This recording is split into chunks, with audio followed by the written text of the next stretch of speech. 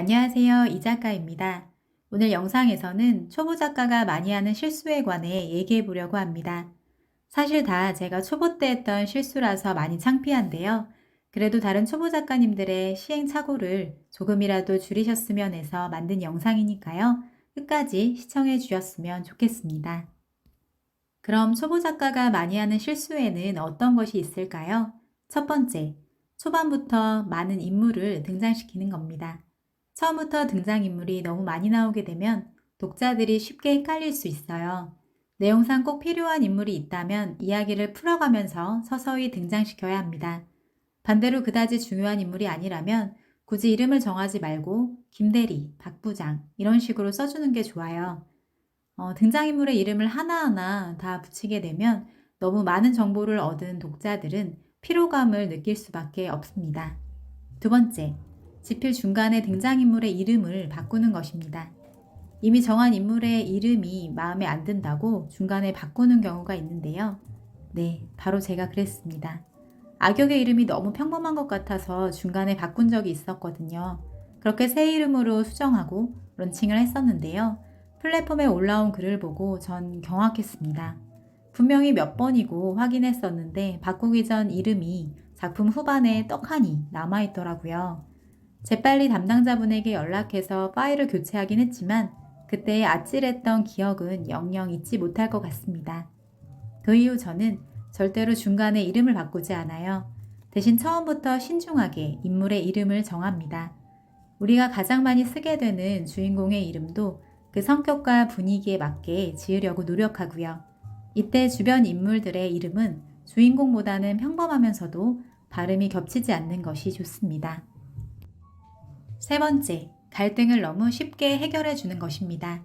웹소설은 전개가 빨라야 하고 고구마 구간이 너무 길면 안 된다고 하잖아요. 그렇다고 갈등이나 문제를 너무 빨리 해결해 주면 소설이 단조로워지고 결국 김 빠진 사이다가 됩니다.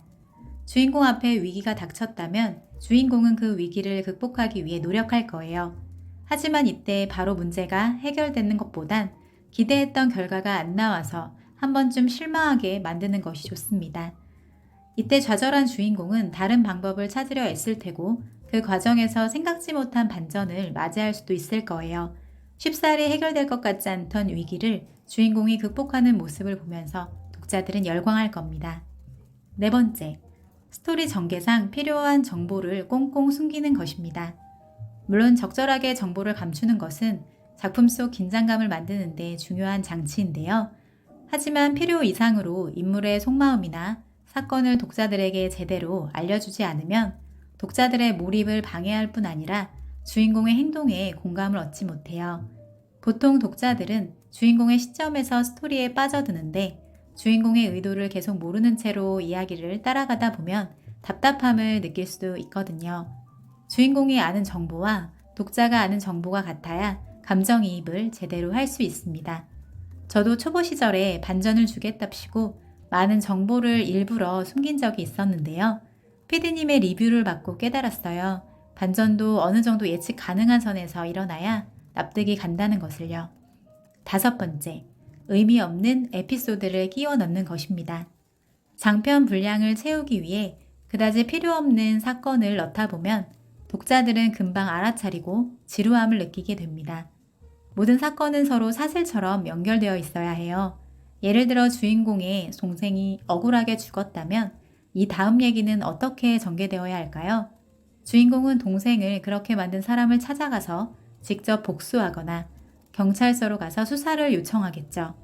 갑자기 여기에서 첫사랑인 대학 선배와 연애를 한다면 독자들은 이상하게 생각할 거예요.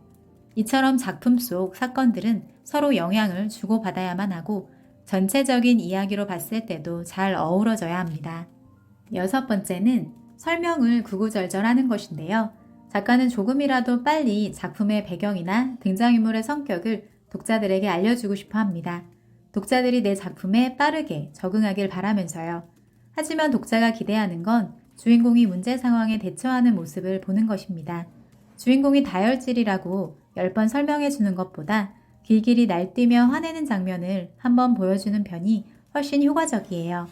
물론 이야기의 빠른 전개를 위해 설명하고 넘어가야 하는 경우는 예외입니다. 마지막으로 과거 회상 장면을 남발하는 것입니다. 인물의 과거를 보여주고 싶어서 지난 일을 회상하는 경우가 있는데요. 꼭 필요한 경우엔 괜찮지만 너무 자주 과거 장면을 보여주게 되면 흐름이 뚝 끊깁니다. 소설을 읽는 독자의 입장에선 앞으로 쭉쭉 나아가야 할 스토리가 멈춰버린 느낌이 드는 거죠. 그래서 저는 정말 필요한 회상 장면 말고는 과거 이야기가 나올 때 장면 전환을 하지 않습니다.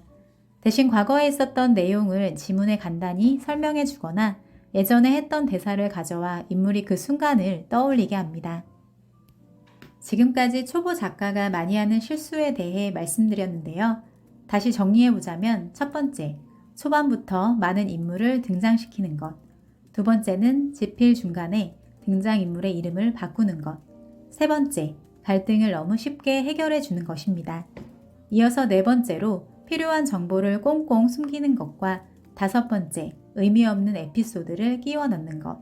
여섯 번째로 설명을 구구절절하는 것. 그리고 마지막으로 회상 장면을 남발하는 것이었습니다. 위의 내용은 모두 제가 직접 겪어보고 깨달은 것인데요. 글을 배워본 적도 제대로 써본 적도 없어서 처음에 엄청 많이 헤맸던 기억이 나네요. 부디 영상이 모든 게 처음이라 막막하실 초보 작가님들께 조금이라도 도움이 되셨으면 좋겠습니다. 쌀쌀한 날씨에 감기 조심하시고요. 구독과 좋아요도 부탁드립니다. 그럼 우리 다음에 또 만나요.